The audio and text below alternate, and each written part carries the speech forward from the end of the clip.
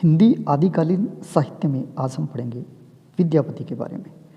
विद्यापति जिनका जन्मकाल और मृत्यु वर्ष कुछ निश्चित नहीं है, ये अनुमान लगाया गया है। सभी ने इनके बारे में यानी विद्यापति के जन्म और निधन के संबंध में प्रामाणिक जानकारी नहीं है।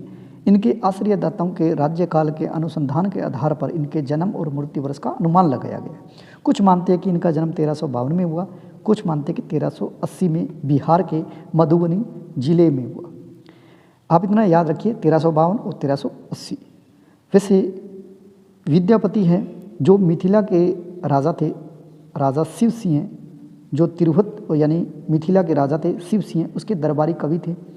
दरबारी कवि ही नहीं, इनके अभिन्न मित्र भी थे और सलाहकार भी थे। विद्यापति बचपन से ही अत्यंत कुशाग्र बुद्धि और तर्कशील व्यक्ति थे। इनको साहित्य, संस्कृति, ज्योतिष, इतिहास, दर्शन, भूगोल आदि के वो प्रकांड पंडित थे। इन्होंने संस्कृत, अवहट और मैथिली भाषा में काव्य रचना लिखी और इनको अनेक उपाधियां इनको प्राप्त है, जिनमें अभिनव जयदेव विद्यापति को नाम की उपाधि विद्यापति को मिली है, अभिनव जयदेव। और एक और उपाधि है, वो है नव कवि शेखर के रूप में किसे जाना जाता है, वो है विद्यापति। विद्यापति को 16 उपाधियां प्राप्त थी। विद्यापति पहले हिंदी का कवि है जो कृष्ण को काव्य का विषय इन्होंने बनाया, यानी कृष्ण को काव्य का विषय बनाने वाले विद्यापति है। इसके बाद में इनके बारे में आदिकाल का प्रथम कवि किसने माना है? देखिए, ये आदिकाल और भक्तिकाल का समन्वय कवि है, ऐसा विद्वान मानते हैं। आदिकाल का प्रथम कवि मानने वाले हैं डॉक्टर बच्चन सिंह। और जो विद्यापति ने अपभ्रंश भाषा है उसको एक और नाम दिया है, वो नाम है देसी वाणी। यानी अपभ्रंश भाषा को देसी वाणी नाम किसने दिया? वो है विद्यापति। विद्यापति की 3 प्रमुख रचनाएं हैं, जिसमें कीर्तिलता, कीर्ति पताका और पदावली।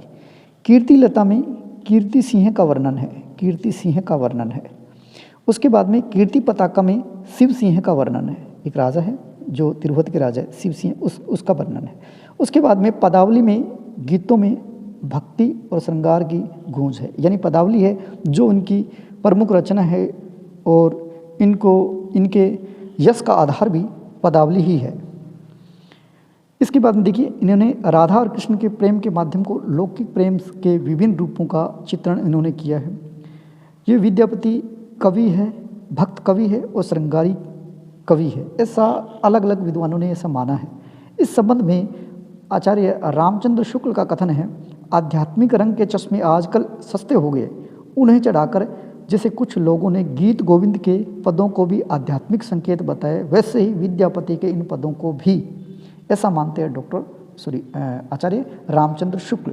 रामचंद्र शुक्ल इनकी जो रचनाएं हैं, इन रचनाओं को ये कहते हैं कि इनकी जो रचनाएं वो आध्यात्मिक रंग के चश्मे आजकल इतने सस्ते हो गए कि जिन्हें चढ़ाकर कुछ लोग जैसे गीत गोविंद की जो पद है उनको भी आध्यात्मिकता के संकेत बताते हैं, वैसे ही विद्यापति की जो रचनाएं हैं उनको भी आध्यात्मिकता की संकेत बताते हैं, ऐसा मानने वाले हैं आचार्य रामचंद्र शुक्ल।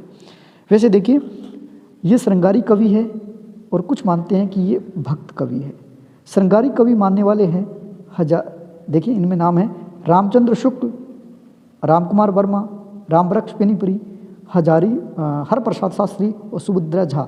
ये विद्यापति को श्रृंगारी कवि मानते हैं, जबकि कुछ मानते हैं ये भक्त कवि है। ये मानने वाले हैं हजारी प्रसाद द्विवेदी, श्याम सुंदर दास, जॉर्ज ग्रियर्सन, ब्रज नंदन सहाय। ये मानते हैं कि ये विद्यापति है वो भक्त कवि है। विद्यापति की जो पदावली है गीत गोविंद पर आधारित है और उनकी भाषा कौन सी है? मैथिली भाषा। जैसे कीर्तिलता और एक है कीर्ति पताका, इन दोनों की जो भाषा है वो तो है अवहट, और जो पदावली है उसकी भाषा है मैथिली भाषा। देखिए, विद्यापति की रचना कीर्ति पताका और कीर्ति लता, इन दोनों में अवहट भाषा में है और कीर्ति लता में तिरहुत के राजा कीरत सिंह, जबकि कीर्ति पताका में शिव सिंह की वीरता का वर्णन है, जो पहले हम बात कर चुके हैं इसके बारे में। विद्यापति शिव की भक्ति पर रचे पद नचारी कहलाते, यानी कि इनके जो पद है शिव की भक्ति में रचे गए हैं उन पदों को नचारी कहते हैं। यानी ये भी पूछा जाता है कि विद्यापति कौन से भक्त कवि है, शिव के या कृष्ण के? ऐसे तो शिव भक्त है ये भी ध्यान रखें। विद्यापति जी है वो राजा शिव सिंह है और उनकी रानी लखीमा देवी के प्रति अपार श्रद्धा थी, इसलिए ही विद्यापति ने शिव सिंह को कृष्ण और रानी लखीमा देवी को राधा मानकर पदावली की रचना की। हरप्रसाद शास्त्री ने नेपाल के राजकीय पुस्तकालय से कीर्ति लता पुस्तक की प्रतियां प्राप्त की थी और विद्यापति ने ही सबसे पहले कीर्ति लता को एक शब्द, कीर्ति लता है उसमें एक शब्द दिया, कहानी शब्द का प्रयोग किया। कहानी शब्द कीर्ति लता में किसने प्रयोग किया? वो है विद्यापति। विद्यापति ने मैथिली भाषा में 3 नाटक लिखे। देखिए 3 जो रचनाएं हैं वो तो आपको याद हो गई होगी, कीर्ति लता, कीर्ति पताका और पदावली। कीर्ति लता कीर्ति पताका है, इसकी जो भाषा है वो है अवहट और पदावली की भाषा है मैथिली। इसके बाद में 3 नाटक है, कोरक्ष विजय, रुक्मिणी हरण, पारिजात परिण्य।